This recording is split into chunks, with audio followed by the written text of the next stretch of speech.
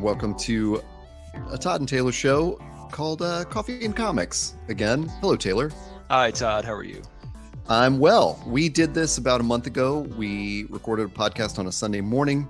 We were both drinking coffee, and one of us said, "Oh, it's like Coffee and Comics," and then we decided, hey, that should just be a thing where we just do early morning Sunday podcasts. It happens to be a time of the week when we're both free. We could even talk about the coffee we're drinking. That's right. And then a comic book. So that's what we're going to do today. We're not going to go through. Sometimes we go through like huge lists of like what we're pulling at the comic book shop and what we got on our to be read pile and what we just finished. And today we're just going to talk about one book. Taylor's going to talk about one book. I'm going to talk about one book. It's like the ending of Reading Rainbow. You know, when the kids are up there and he throws it to the three kids and they each kind of review a little book. It's going to be like that, but just for adults and for comics and not involving LeVar Burton yet. Maybe sometime down the road. So we should start with the coffee part. Yes. What are you drinking this morning? Well, this morning I am drinking an old favorite. It's called the Phantom Limb Blend by Huckleberry Roasters, which is a local roastery here in Denver. It's got a couple shops as well. This has been a favorite of mine for a while because it's kind of bright, it's light, and it's got a lot of fruity fruity flavors going on. But the thing about it, and they'll say this on their website too, the thing about it that I especially like is that no two batches are ever the same. The character of the coffee will change from batch to batch. So while it's definitely Phantom Limb every time, like there's it may be a little different in October than it is in August or vice versa. So it's pretty rad. You can find it on their website, or if you're here in Denver, you can find it at a Huckleberry Roasters near you. But I've got mine right here. What about you? Oh, when we came up with this premise, I probably should have explained that I am a coffee Philistine. So I'm drinking Starbucks iced coffee. Yeah. Now keep in mind, none of this we're not sponsored by anybody. We just want to I thought it'd be a good idea to talk about the coffee. So if you want to join us at home and have the same drink that we're drinking right here, you can live like the stars yourself. So that's what we are. Yeah. If you want to drink like Todd, you can find it anywhere. Oh, I'm sure. I'll have my generic stuff here once in a while too. So when we do have the opportunity to record these shows in person, it'll be much more interesting because from time to time I do drink good coffee. I guess I think this is pretty good, but I do drink like a crafty coffee, and certainly when I'm in Denver. Actually, I probably make you take me to Starbucks all the time when I'm in Denver. Yeah, actually, yesterday I got the just default vanilla iced coffee because I had a reward and I didn't tweak it or anything. And I realized that was sort of my gateway drug into coffee. I went from like tea into iced coffee with all this syrup in it. And now I usually tell them to cut back on the syrup. And yesterday I just didn't say anything. And I got this thing that was like a McDonald's soft drink kind of coffee drink. And so maybe I am. I was like, this isn't bitter enough for me. So maybe I am becoming a coffee drinker. Anyway, you're growing, Todd. You're growing. Yeah, I'm growing up. Yeah. Well, that's the coffee. I guess let's just jump into the books. And as we go from episode to episode, we'll probably tweak this a little bit, tweak the format. But sure. I'm thinking the coffee and the single, and the key is single book, because you and I have gotten a little carried away in the past with some of our lists. So this will be good to just focus in on one book each. And then hopefully we're going to be talking about books that you, the listener, haven't maybe read yet, or maybe you've heard of it, you've seen it in your local shop, and you're like, one day I'll get to that, or maybe I don't know enough about it to buy it. This will be your guides through the world of stuff. And I think it's, for sure. I have a bit of a history of always picking, very off the cuff stuff. You as well have, we don't always go for the big two, although some of the stuff we review is big twos, big two stuff, Marvel or DC stuff. But I love that we're sort of the, much more indie oriented. I think you and I equally have we've gone on at length about our love of Image, but I think even beyond that, we tend to pick books that are a little left of center. So I can't wait. What is your first book, Todd, this week? Kicking us off. What do you got? Well, it's Batman. No, it's not actually. Batman Year One. Here we go. It is an Image comic, of course. Of course. Yeah, I'm the more conventional of the two of us, as you can tell by the Starbucks coffee. That's what it is, man. The kind of coffee you drink determines the kind of books you read. So I mentioned this, I think, on our previous Coffee and Comics that this was on my. Actually, back then it was on my to be found pile because I was not able to get a copy of this at San Diego Comic Con, even though I saw the artist on a panel. It is called Rocket Girl, Hmm. and it is by Brandon Montclair and Amy Reeder. Amy Reeder is the artist. And so after we did our show, I went out to my local comic shop and grabbed a copy of the trade paperback, Volume One.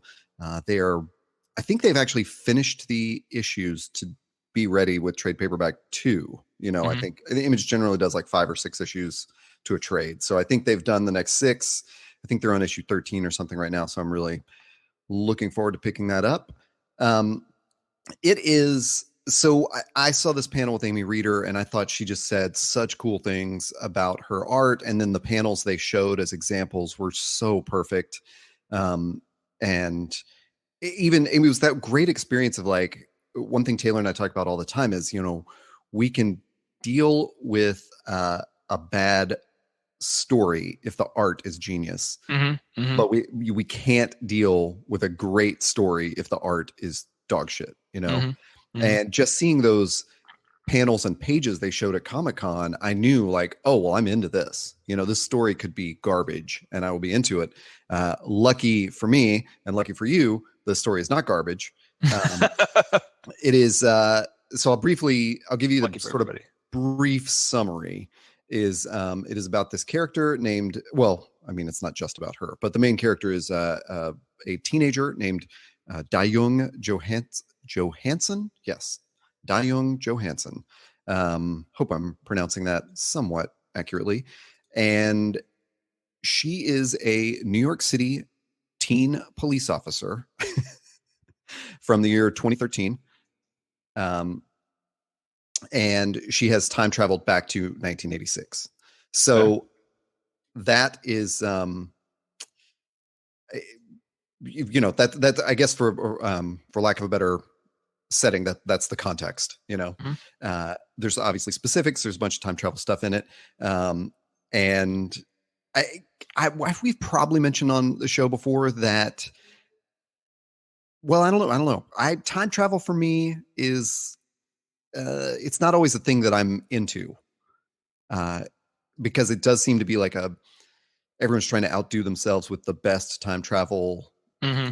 spin these days. Hmm. It's like it's kind Hmm. of a common go-to thing for storytelling, especially with Image comics. It seems like there's dimensional travel and there's time travel and there's just a bunch of ways that people are playing with reality in in comics. Hmm. um Well, it's a but good. this I mean, one, it's a trope, honestly, and it's.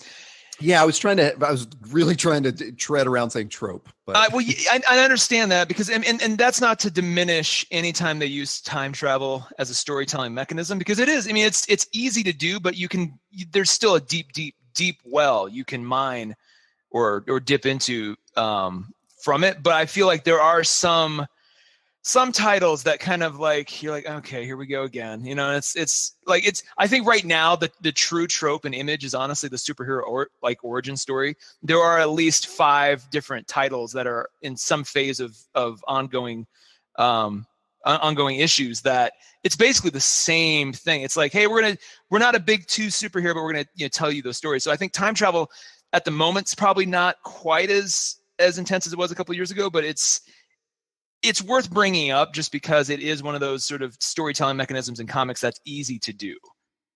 Agree?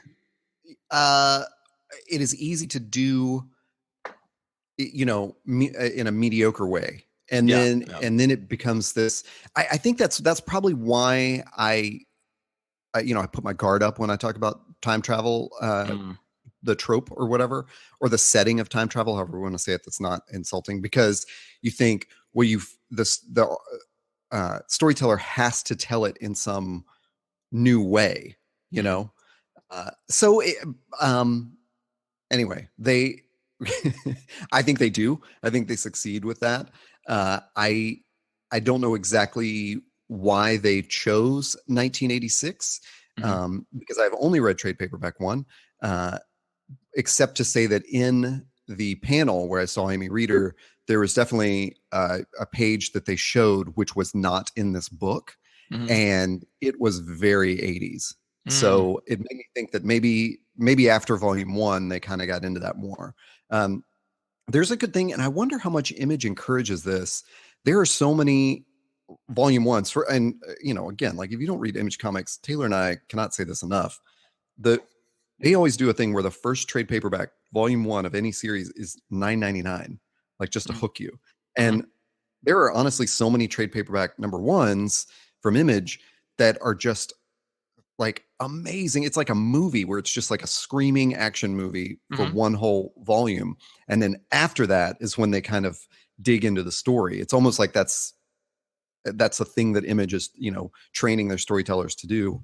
Well, Because I can, it's like a really great, it's like a great first season or a pilot of a oh TV yeah, show. Like issue one has to do certain things to hook the reader, but then volume one, or quote unquote season one, has yeah, to take the. I mean, and the great example is both East of West volume one, and then Wicked and Divine volume one, which you might get into on future episodes of this show. But like both of those really, really felt yeah. like season one of a TV show. And you're Well, just like, oh my God. And then just like season, I mean, very much like Game of Thrones season one, where like they have to introduce you to the world, to the main characters, but they also have to leave you with a WTF moment yeah. that, you're like, I want, and then to your point, volumes 2, 3, 4, and so forth get much more nuance, much more into it. And that does seem to be a Image wide thing. It's interesting. Well, I shouldn't have characterized it like Image is telling their artists and storytellers to do that, because it's all creator owned. Mhm. I think that's just what good storytellers do, is they Yeah. realize, we've got to like come out of the gate like really hard Mhm. and hook everybody on fun. And because Image is creator owned, they're allowed to think, and they do with the big two as well, but they think much more in that cycle of like, here's the first arc and here's the second arc. And I love that you brought up both East of West and Wicked and Divine, because those are two volume ones where I really enjoyed volume one. And then for Mhm. Wicked and Divine, I just didn't, I didn't really enjoy volume two, and just figured I'd sit out for a while. Mhm. Mhm. In East of West, I just haven't picked up volume two because it felt to me like, well, I'm just going to want to read the whole thing in Yeah. one sitting, Definitely. Um, so it can go either way. Like there's you brought up two examples where you got hooked and you stayed in it. I bounced out of both of those, but I kept going with this one, and Paper Girls and Black Science and Saga and all that kind of stuff. So yeah, it's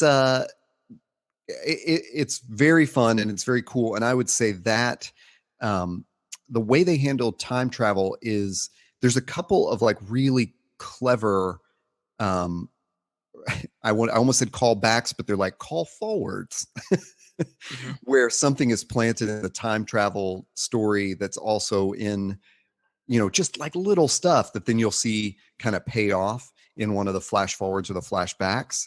Mhm. And it's just, so they've done it in such a subtle way where they're not trying to be super complicated and super clever. It's not Inception, it's not like your Yeah. Yeah. brain, you have to like take your brain out and think about your other brain that's working within that brain or something to figure it Yeah. out. Yeah. You can just read it and enjoy it, and it's going to fly right by. And it's a lot of fun. There's this great thing in the 2013, there's a really cool thing where they talk about 2013 as the past, because obviously once you change it in 1986, then that was a thing that happened, to Dayoung, and it doesn't, so it's not going to happen later in So the wait, future. is it like Quantum Leap, or there's some person or device that tells her what the future's like based on her actions? No, she is from 2013, and they know that things have gone awry. And so Mhm. she is sent back. Yeah, good for me to No, set it this way. So but she is sent back. There's a corporation that's basically taken over all government and policing and everything. So the teenagers have formed their own police department, and they don't Mhm. trust anybody over 30, like Mhm. basically over 20. When somebody turns 20, it's kind of like, Mhm. So these teenagers who are like the pure police have realized we can't compete with this corporation, and we have to go back and destroy the thing that created this one machine, the Q engine. Mhm. And so she has to sneak into quantum mechanics or quantum engineering or whatever it is to jump in their time travel Q engine, and she reappears at the moment where they're starting it up in 1986 with a group of engineering students, like PhD candidates, who can't believe that this girl from the future in a jetpack and like astronaut outfit has just appeared in their lab, you know? Um, and so, of course, as you can imagine, there are police from the future who have to pursue her back into the past. And then the story flashes forwards to show, you know, or flashes back in their in their terminology to show what led her to that decision to make the leap alone and all that kind of stuff. And so it's really a chase adventure from that beginning where she just shows up in this lab, which I think is MIT. Oh, that can't be right. It's in New York or something. Boy, I should have nailed down these details. But anyway, yeah. So she just appears in this lab, and then it's, you know, and then she immediately has to set in motion the events to destroy this engine, and the cops, or not the cops, but the bad guys from the future have to, you know, come back to try to stop her. And so then it, you know, it's just, there's a couple of cool incidents where she interacts with the 1986 New York Police Department, who are, you know, adults, where she foils a couple of crimes. And, you know, you can imagine the first one, the cops are very dumbfounded. What's this young person with, you know, New York police insignia on her jetpack doing? And then there's, of course, like the gruff, you know, police sergeant or whoever's in charge, you know, the lieutenant who's in his trench coat, and the very 1986 tropey kind of person. I don't know. It's just, yeah, it's a great action short, and the art is just lovely. It's beautiful. It reminds me a lot of the art from Babs Tarr, and she does Motor Crush right now for Image, but it actually reminds me more of her run on Batgirl, where she set Batgirl in Burnside, like kind of the Brooklyn of Gotham, and it was very colorful and sort of hipstery. And this is just like really colorful art, and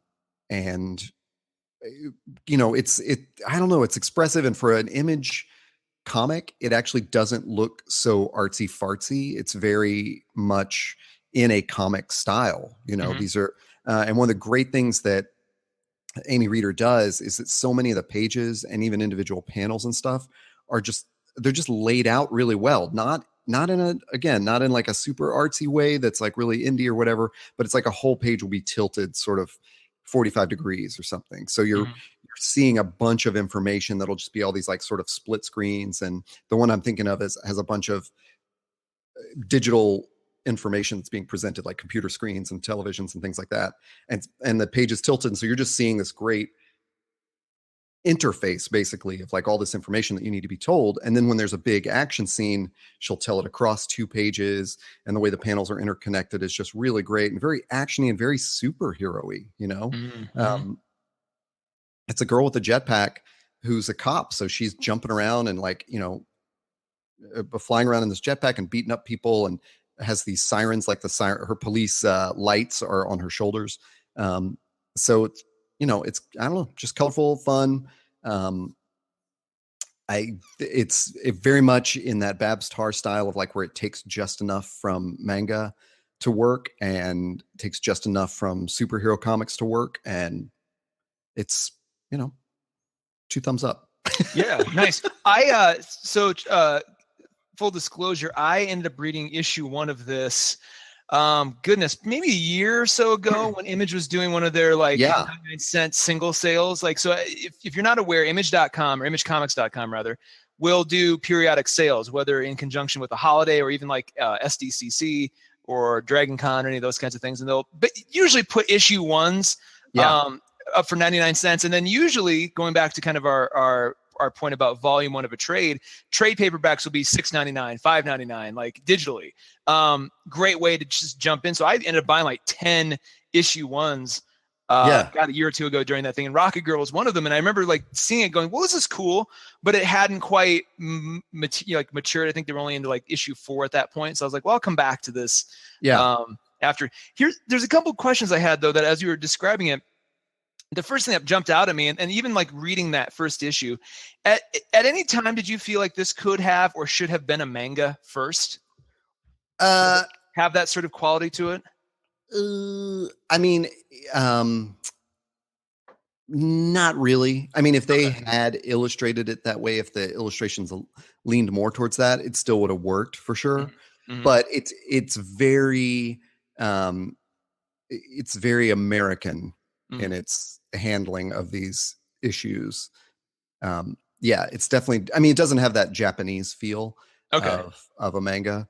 Yeah, it's I'm struggling to recall some manga that I've read, but a couple of the battle armor mech things that'll deal with space or Ghost in the Shell kind of stuff or Mm-hmm. Gunsmith Cats or whatever. There's always um, yeah, it's definitely a different treatment of sci-fi in this. It's a very American treatment of like how it can be fun. It's sci-fi, Okay. but it's fun and actiony, and it's 1986 jokes and things like that. Well, and that's the other thing I was going to mention. Like 1986, this is like the fourth or fifth time now, at least in comics. But then, like add to that all other popular mediums where the 80s are just being like mythologized like crazy, which I'm fine with. I've always loved the 80s. Even in high school, I was like, the 1980s are the greatest decade of all time. But like, I wonder. I mean, remind me, is Paper Girls, which is another Image release, is that set in the 80s or is that set in modern day? Oh boy, that's another time travel, dimension jumping, space hopping Yeah. craziness. Yeah, it starts in the 80s. Okay. Um, But and that said, like just the fact that that's another, again, you I think had mentioned before it was very much like the female Goonies almost. oh, But just Paper has Girl. yeah, the Paper Girls, yeah. So Yeah, it's like I bring that up only because like this is yet another Image title where there's like a female protagonist set in the 80s. I feel like that's a really cool thing. I wonder how much longer that like we'll see that last. Like will there be a cutoff point where all of a sudden now all the time travel mechanisms are about the 90s or about like something else? yeah. I have a Yeah. pretty good guess at when it'll cut off. When do you think? uh, I when the next generation of artists are. I But mean, but I is that think because one?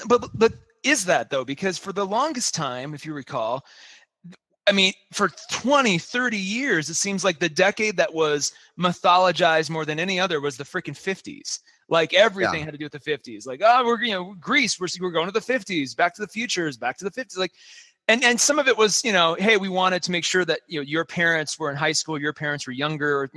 There was a lot of that, and a lot of the baby boomers who sort of drove culture were all hot and nostalgic for their decade of origin. sure. So I wonder, and maybe it's that with the 80s, Yeah. but part of me too, even in music, right? Like there's so much music right now that's just so reminiscent of the 80s, and with Stranger Things and just all the rest, really kind of at the epicenter of culture right now. I say this because even 10 years ago, like in 2006, 2007, I was like, okay. And at that point, sort of the 80s love had already happened in a lot of ways. Like it had permeated fashion, it had permeated design. And I thought, okay, well, we're done with that. But then it permeated story and it hasn't Yeah. stopped. And I love it. Again, I'm not complaining at all, but I'm really curious if that's something where it's like the more it happens, the more it will happen, like to the point where there's some creator who wasn't even born in the 80s. Because at that point, I mean, think about this. Like there's kids. There are 20-year-old, 25-year-olds who were born in 1992 who are perfectly capable of doing comics right now, or even, running their own publishing Yeah. house. Yeah.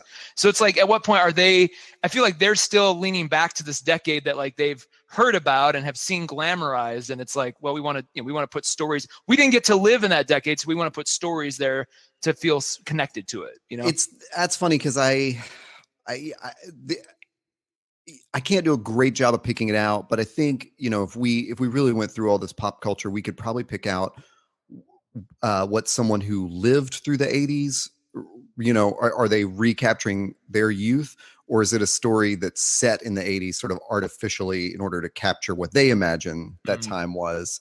I really think in this case it's probably two storytellers, the writer and the artist who were kids in the 80s, and Mm-hmm. that's they said it in 86 because that was sort of a significant year for them. Mm-hmm. But to bring her up again, like Babs Tarr and the Batgirl of Burnside, what made the Burnside run on Batgirl so cool was there was no flashback to an earlier time. This wasn't a Batgirl story told by older guys who'd grown up on other Batman stories and were just sort of doing their own version of it. This was a super contemporary version. And when you think about it, it's like, as an artist, and I don't know how old the writer on that was. I think it's Brendan Fletcher, Cameron Stewart, one of those. Cameron Stewart, I think, was the writer on that.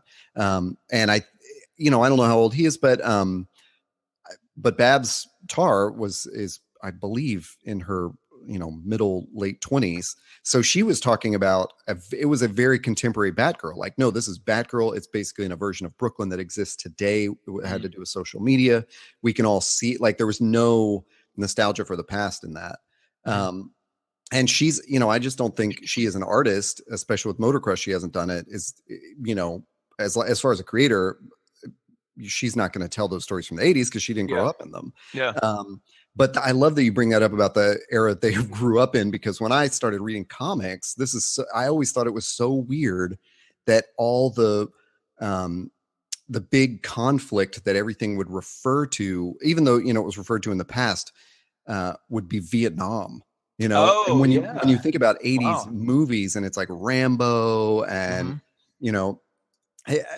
all of that stuff was just pointing back to Vietnam. And as a kid consuming that, it was like, I don't even understand why we're still talking about this, okay. There's a great point. And it's funny you should say that, because you're right. There's a lot. And I'll even go kind of a step further. I remember there were several Sesame Street sketches in the 80s that referenced, like, stuff that happened in the 70s. And I'm like, like Jimmy Carter or something. Or even like the Blues Brothers movie, or just stuff that happened that I'm like, I guess I kind of familiar with this. So I wonder, is that fatigue going to set in here, right? Are people going to go, oh God, not the 80s again? Like, I hope not. I love the 80s.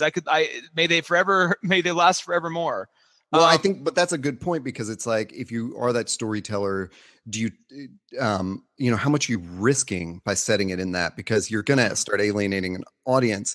And I would say that in the case of Stranger Things, the story is, I mean, it's so cool to watch that the 80s is really like it.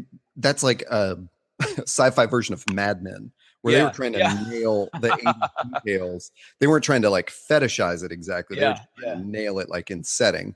Well, that's why I like it. I mean, I have brought the movie Adventureland up on this show a few times. Yeah. And again, the reason I love that movie so much is because it's such a realistic. It's not like. And there are a few flourishes that you're like, okay, they kind of went an extra step there. But for the most part, you could watch Adventureland and just think, oh, that's just a bunch of hipsters in 2017. Like, not realizing it is 1987. But I love it for that reason, because the subtle details are what really, you're like, oh my God, this is what it was like living in this time. Like, as a kid, like, I remember all this, So I think part of me too thinks, like, and I'm looking at the art of Rocket Girls as we've been talking, which, by the way, is it's very similar to Motor Crush, but it's very much its own thing, which I appreciate. They definitely, you can tell they definitely went for a specific aesthetic. But it's just like, part of me, how much of this pitch, by the way, was, what if we did Beverly Hills Cop, but with a girl from the future? Like, because, it has it seems like it might have sort of that. Yeah, at least at the genesis, and granted they've taken it, much further from that, but like, that almost seems like that would have been kind of the seed, right? Like, hey, let's do that. Let's see what would happen. That's funny, because I would think it was much more like, it's going to be Back to the Future, but they're going to go back to 86, and it's going to be a time traveling, cop teenager. But where I was driving with all that is, I love that you brought this up about 80s nostalgia and stuff like that, is because I think you can read Rocket Girl without caring that it's 1986 specifically. Great. Okay. So in that way, I think it should be appealing to anyone. If anything, the cover of the trade paperback, because I, like you, I think I bought issue 1 as well and just never read it during one of those 99-cent sales. And when I bought the trade, I was like, oh yeah, I think I saw this trade come out. And they've actually done this Rocket Girl in this kind of, mirrored thing with these like bursts of light coming off of it that looks very much like an 80s album cover for almost like a Patrick Nagel painting or something. The way framed Mhm. rocket girl at this diagonal angle up in the corner.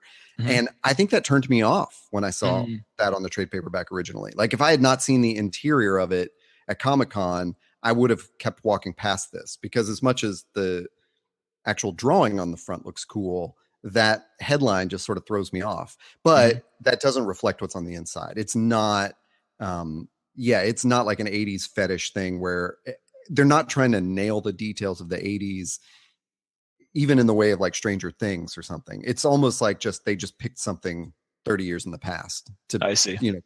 So and like I said, it may change up a little bit. It may just be that they wanted to draw that. Like Amy just may have thought, hey, it's going to be cool to draw this girl in like the ridiculous clothes of the 80s in subsequent versions. So Yeah. so all of that, it all works for me. And I don't think if you're like a super 80s enthusiast, and you picked this up, I don't think it's going to give you like all the 80s Yeah. vibes you want. But also if you're not an 80s enthusiast, then it's not going to alienate you. Like it's just Yeah. going to work, because it's more about a time traveling teenage cop. Nice. Yeah. So who doesn't want to see jetpacks in the 1980s? I think that's the other thing about the 80s, is that as a decade, they were so focused on future sci-fi and stuff like Ooh, that. good point. Whereas Yeah. we're kind of in that again. But I don't think you can say the same for the 90s. So when we think about the 90s and putting something back in that, we're just putting everybody in flannel. It's like there's no you can set something in the 80s, but it's also lends itself to the future, because so much of the 80s was this sort of futuristic, new wave music, and the way we dressed and stuff like that. So it was, I don't know, it's a good decade to choose. So I feel like I've rambled enough about Rocket Girl. I say pick it up, start reading this thing. It's so fun, and I like having fun comics that I don't have to think about too much, but I can still enjoy all the clever references and call forwards and stuff. Well, I have a book that you do have to think about. All right, let me hear it. What do you got? And it's one, I'll kind of tease it. It's one that has always been in a shop every time I've walked in. It's always been there. I've always been like, okay, one day I'm going to buy this and get it. It's something that, it's always kind of been on my essentials list, and I just never had the chance. And then recently I walked into my local shop and they had it literally on their like staff picks sort of end cap. And I'm like, all right, you called my bluff. I'm going to get it. And it's the graphic novel Pyongyang, A Journey in North Korea by Guy Delisle. I'm so jealous. Well, and it's and I'm sure I can hear some people out there going, wait, Pyongyang? Like, yes. This is a drawn and quarterly published book. And it's one that's been, I've seen it. You see it all the time. It's got that cover of the the drawing of the women playing the accordions on it. And I've always, it's kind of always been presented as like, this is important reading. Like if you're going to dive deep into the world of graphic novels, you want to build your sort of essentials list. You got Watchmen, you probably got Inkle, like this is on there too, right? So I finally grabbed it, and it is all black and white drawings by Guy Delisle. And let me just Delisle is a oh, good. Sorry to be pedantic, but it is Guy Delisle. Oh, I'm sorry, Guy Delisle. French name. Well, that guy Delisle. Just our listeners and their oh no, I appreciate that. Angry. No, we don't actually get listener mail that's angry at us, but we're just going to go back and awkwardly edit over the correct pronunciation in my words. So Guy Delisle, I'm seeing how long I can keep that up.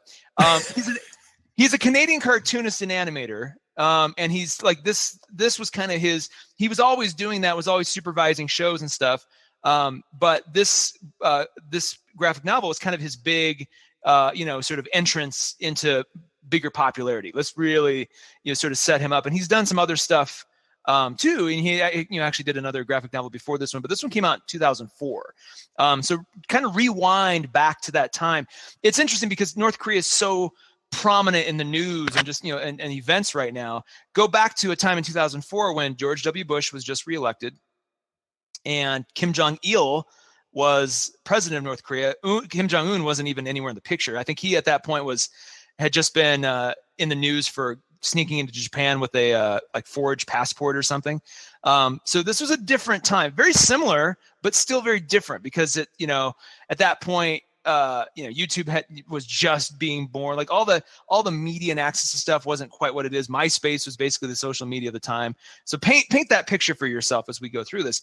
But at the same time, I think it's almost more relevant to read this now because so much of what he talks about and what he goes through has not changed at all.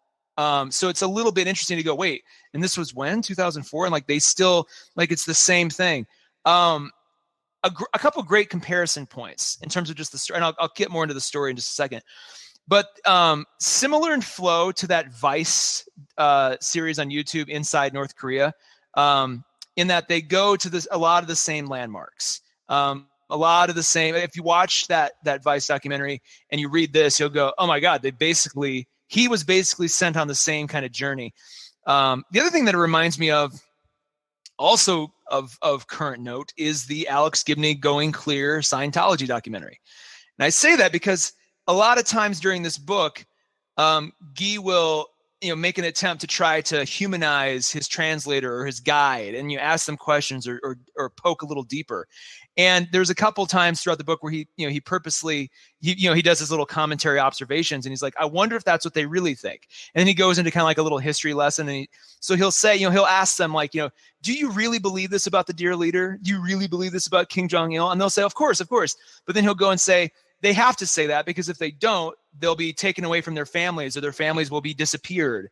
So basically they're kind of through this installation of fear, they have to believe. And so that just sort of cycles in on itself, which is very, so much of what's going on in North Korea is so similar to Scientology right now. In terms of, if you misbehave, what will happen to you or your family or your loved ones. And it just, their tactics to keep you in the groupthink are very similar.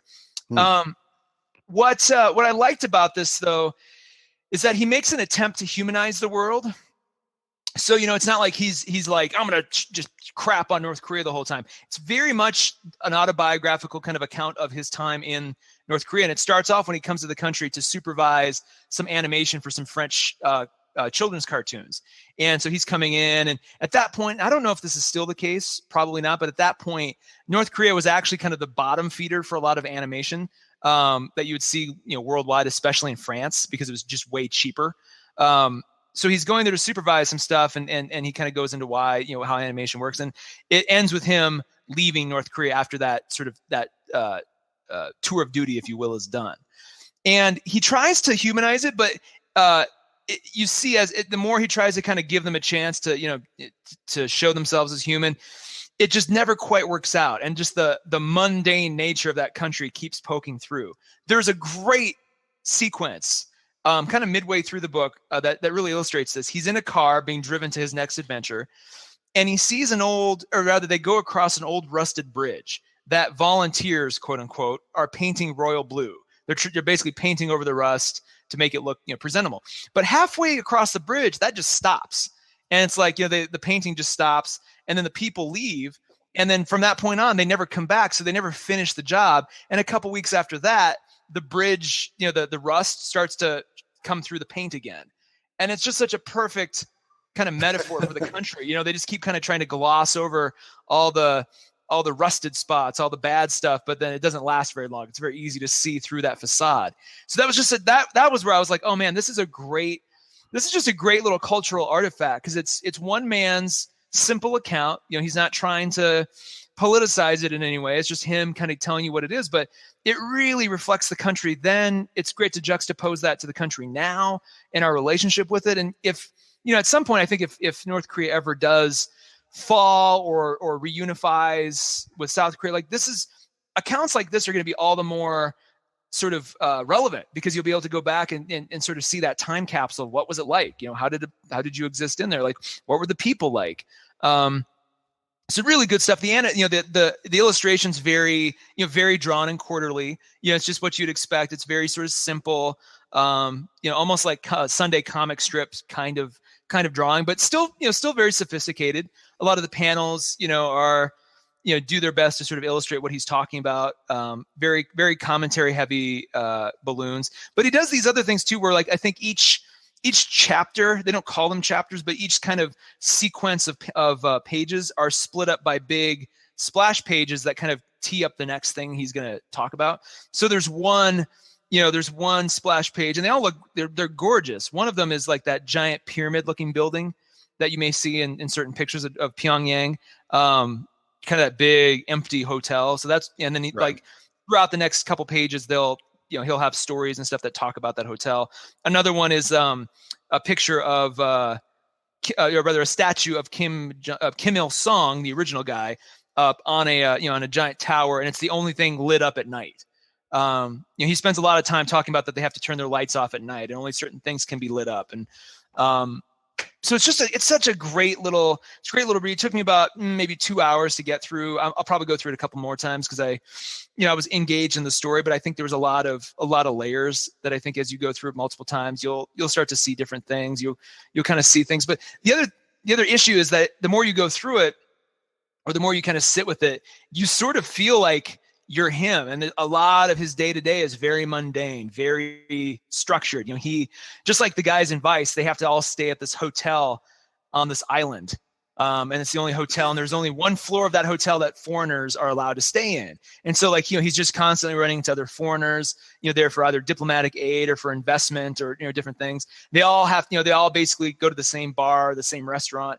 So as the days go by, not only are his own actions kind of limited, like he can't just go, roam about the countryside. He has to go to specific preordained, tourist spots, quote unquote. But then even his life outside of just, the guided tours and stuff, like it's very, it's kind of a prisoner's life. He can kind of come and go, but he's kind of very limited to his choices, what he can do, who he can, hang out with. So to be in North Korea under that, situation for, 6-12 months is, you kind of see his, as it gets closer to the end, he gets a little bit more daring. He'll walk out at night by himself, or he'll go and, he'll ask his guide if he can go do a thing, and they never really tell him yes or no. So he just goes and does it. And then he gets kind of, yelled at by the guide, which I think if that were to happen now would have a lot more serious consequences. I think maybe in 2004, things were a little bit laxer. Just my hunch. So right. I think, overall, great read, great thing to have on the shelf, and definitely something I'll come back to. So you mentioned that, someone in the story will tell him some propaganda, and then he'll say, well, of course they're supposed to say that. But is he, does he call out those moments like within the flow of panels where then there's sort of a Ron Howard narrator voice that comes in and goes, it wasn't, or whatever? Yes. Absolutely. Okay. And sometimes he'll yeah, no, exactly. It's pretty, you get a lot of it's just kind of like his internal monologue. And then you'll see, when he actually does interact with them. And sometimes they'll do a thing too, where they go and visit the International Friendship Museum, which is the thing that happens in the Vice documentary, where it's like all the gifts that have ever been given to the Kim dynasty. And they'll go there and there's like, this is a big deal. And, at the end, they're like, how did you like it? Was it as spectacular as we thought? And it will give his it'll show in the panel like what he wants to say, and then it'll show what he actually said. He's like, but really what I said was, and he'll show, but as it gets closer to the end, there's a few of those moments where he's maybe not as brazen, but he does question things. And it's, you almost see like the way he draws his guide and his translator, like reacting, very suggestive of kind of like, they're like, you almost get the sense that they don't want to respond, but they know kind of all of this is just bullshit, but they want to believe anyway, because from birth they've been taught that, their dear leader is like basically a god, or basically like the greatest person in the world. The other thing of this that reminds me of Scientology so much is that all the people, at least in the capital, that are sort of the government, government people, or, involved in the higher leadership, a lot of the basis of their belief is that what we are doing is actually helping the world. What we're doing is helping, we're what the dear leader has done is so positive, and actually they're, other countries are now seeing that and they're investing in, so they're all being fed this giant lie that that they're really well respected in the world, and like that everybody looks to North Korea except for the, that damn United States, like everybody looks to them as kind of like, the way the world's gonna be, and they really don't realize that they're just a giant joke. Much the same way Scientologists just don't realize that all of that is just nonsense, and so Well, it's a cult. I mean, in both cases, it is totally a cult because they believe Kim Il Sung, did things like, or maybe they don't believe it, but he claimed at least to have invented literature and written hundreds of plays and, mhm, written all the greatest music in the world. And I think Kim Jong Il did the same thing, took credit for all these, the entire history of the world was written by him and blah, blah, blah. And, yeah, so that it seems to me that as you're telling me that Delisle, the author, has stumbled upon such a great, I haven't read his travelogues either, which is, they were recommended to us by Amanda at Muse Comics in mhm, Colorado Springs. mhm. She told both of us, like, these, you got to read these. Guy Delisle, in addition to the Pyongyang, his wife is in Doctors Without Borders. And so he had traveled with her and done a travelogue wherever that was. I can't remember. Well, the first one was Shenzhen. Oh yeah, there's Shenzhen, Shenzhen China. and Burma. Yeah, Burma was the I think other is one. I'm thinking Yeah, of. But it's Jerusalem. He did a Jerusalem one too, which I'm really curious about. one thing we don't talk about in most of our comic shows is what, even though we've brought it up in other ways, is comics the best medium for this story? Mm-hmm. And in so many ways, like the way you're talking about how he's able to have an internal monologue but show a scene is something you would do, in film maybe. Yeah. But I don't know, just comics is such a unique format for that, to be able to show both stories, like what's going on in his head, and the way you describe, like how he has to talk about his sort of mundane life and his very like proscribed routine every day. That's a really interesting way to use the format of a comic, like just to show this mundane thing while explaining that all these people here have to support a different reality. Like they're talking about a fantasy, and he's writing about it in a format that often depicts fantasy, but he's depicting the mundane. It's worth noting too that the black and like it needs to be in black and white, and it needs to be sort of pencil drawing to sort of give you the black and white nature of the society and the sort of drab monotony of the society. So like nothing is ever in color, and I don't think if it ever was, it would change the nature of the story. Like he doesn't want to illustrate that. He wants to illustrate, like you as you get pages further and further into the story, like just like the just that kind of gray gloominess kind of washes over you, and you sort of it just helps you get further into the world. The other thing I like about why this is, you talk about, is comics, or is the comics medium the best for this? A lot of times while reading this, I was reminded of the Scott McCloud's Understanding Comics book. They're just where, if you haven't picked up that, it's just such a great, if you want more from this medium than just Batman punching the Joker or something, which is fine, don't get me wrong, but like if you really want to delve into what this medium can really do, I couldn't recommend that more. That Scott McCloud's Understanding Comics, and he gets into the nuts and bolts about why and how this medium can accomplish certain things that film cannot, that TV cannot. Right. And I really felt like he was either intentionally or just by the nature of him being a craftsman, like was leaning into that. So much so that there was a sequence kind of towards the end where he runs into another animator friend of his who's come over to sort of help with a different production. And that friend was talking about like the last time he was in North Korea, he had this really shitty experience. And Guy tells him like, they're in the office, and he's like, hey, if I do a book about my stay in Korea, maybe you could draw that for me in two pages or so. And so like he actually includes that friend's depiction. The next page is flipped to that friend's own drawings and depiction of his, like kind of like a crash course of his mini story in Korea. Like there's a specific story that happened with him shooting film of garbage, and they had to take the film from him, and it was like a big deal. So it's cool to see him like go to that friend's point of view and then back to Guy Delisle's, existing narrative. Like that was just a fun little blip.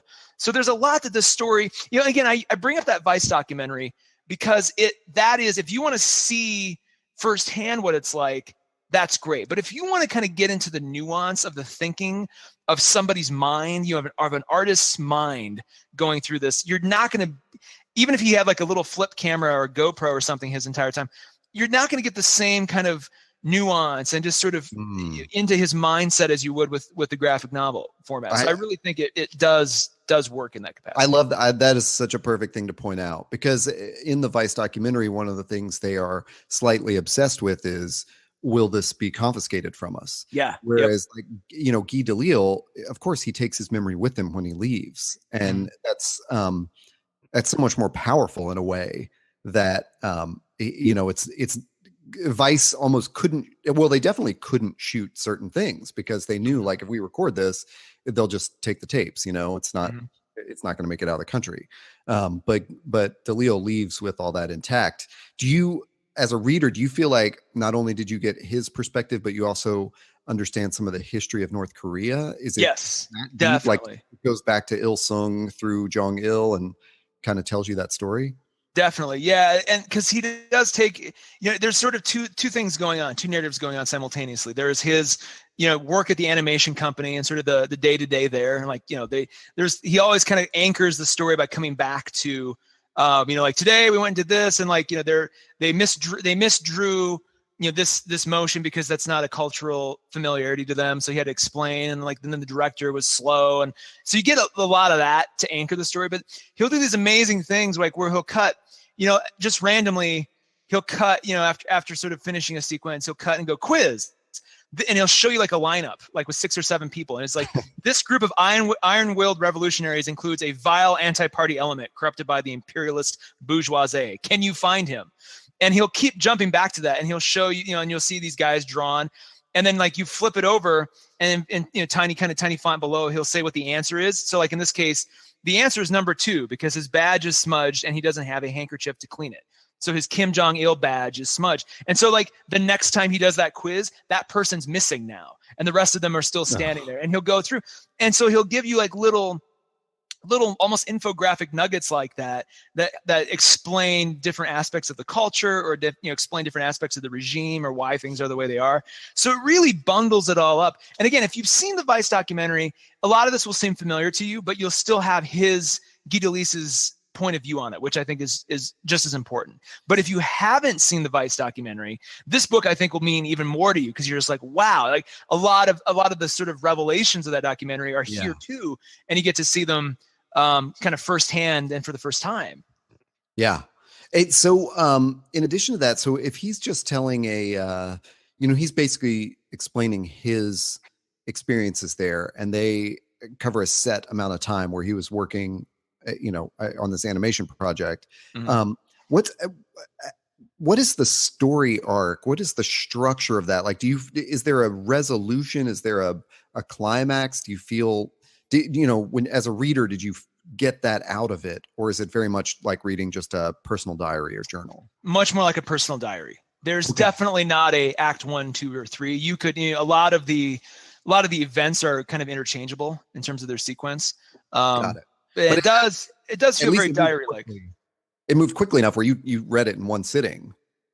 Yes. Definitely. And I mean, you don't have to. You could find a pausing place, but I encourage you to read it in one sitting, just because it's again, you need to kind of fall into the monotony of the world that he was in and he's created for you. I think if you take too many breaks, it won't feel quite the same. Like, you kind of need to feel as a reader, you can't escape either. You have to stick with it till the end. I think that will fuel your context of it. Excellent.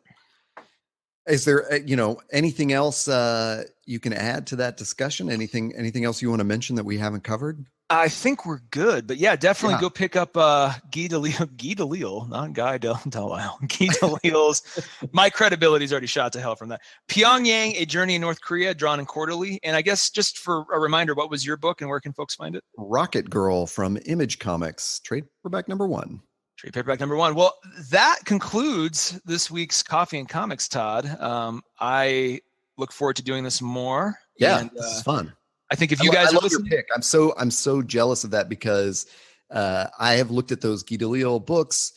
There's no reason why I haven't gotten them, except that like often when I'm in a comic book shop, I think, no, I want something light and fun. Yeah, exactly. Like you're right. Like once it's on the staff picks thing, it's like, yeah, I get it. I even told them that at the store. I'm like, you guys call me both. Like, ha! Like, I think they had trouble moving them for that exact reason. Like, everybody knows that they're, you at some point you should add this, but I think everybody gets distracted by something else, or like, I'm just not in the mood right now. So them highlighting, I think I did exactly what they wanted me to do, which was really fun. Yeah, that's great. Yeah, I got to go get those, all of them. Absolutely. And we're going to we'll keep a running list of all our picks on the website. So if you guys ever want to go back and see or purchase as we go, we'll always have them there. So feel free to go find us on our website. And actually, you can find all of our podcasts, especially this one, on iTunes, Stitcher, Google Play, and Pocket Casts. We are Find Us There. That is all one word. Find Us There on Twitter and SoundCloud. And our website, of course, is findusthere.org. So for all things regarding this show and all of our shows on the There Network, go to findusthere.org. And I'm glad we did this, Todd. I can't wait to do this next week. Fun. You can join us every week now, from now until we get tired of it, on Coffee and Comics and the Todd and Taylor Show. Todd, I'll see you next week. I'll see you, Taylor.